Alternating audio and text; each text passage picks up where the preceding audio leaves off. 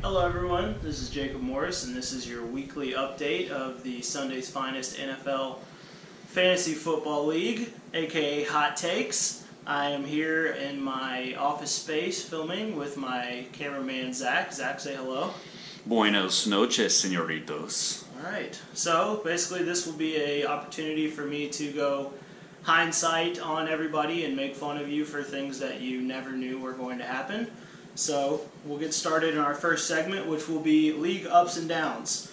Number one is the topic everyone's been talking about, which is Patrick Mahomes and Ryan Fitzpatrick lighting the league on fire, if you will. Both of them are right around 70 points in the last 2 weeks, and both of them have yet to be started in our league, so all of those points have gone to waste. Number two, the biggest hot take that I could think of from this week was A.J. Green, 3 touchdowns in the first half of a game that I was actually in attendance for. It was absolutely amazing how they continued to neglect him for the whole rest of the game after that and not throw him the ball. Other news in ups, we have Melvin Gordon, Tyreek Hill, and Michael Thomas, all three off to a hot start this year.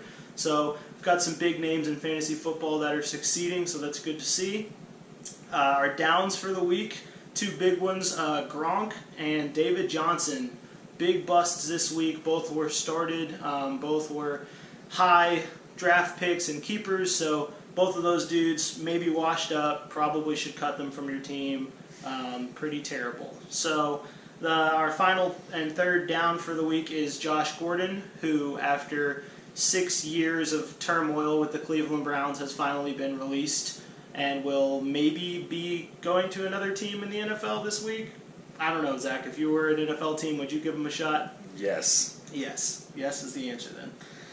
All right. Our second segment of the show is going to be an injury report from the week. That's a couple of big ones that came this week. Larry Fitzgerald, questionable for week 3. Joe Mixon, questionable for the next few weeks. He's going to have knee surgery. Shady McCoy, questionable for week 3. Todd Gurley, questionable for week 3. Dalvin Cook left the game with a hamstring. He's questionable next week.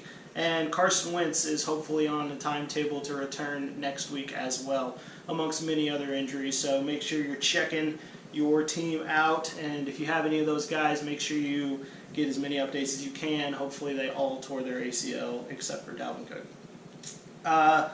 Third segment I want to cover is a league power rankings.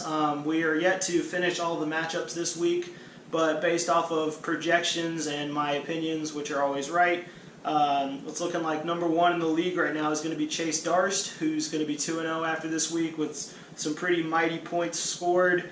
Number 2, I'm going to go with Nagy and Long's combo team. They just racked up a ton of points this week. They'll also be 2-0.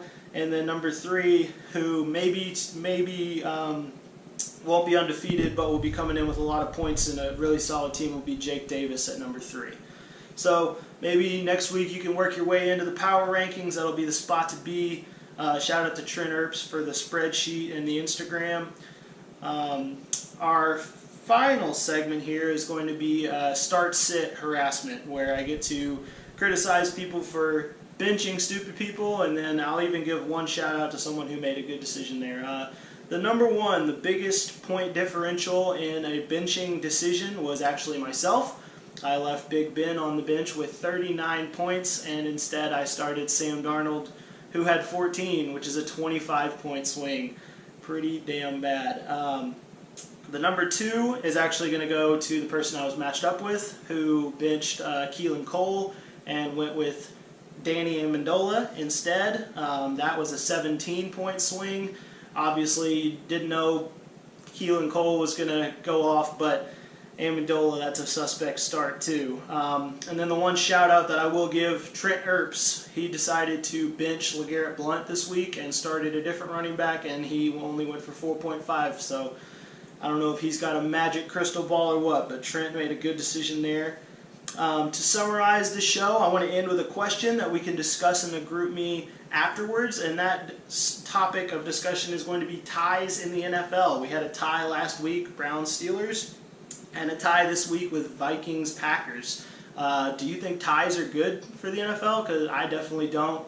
I think ties are ridiculous, but I also understand that we can't have them out there all day and have them keep getting hurt and stuff like that.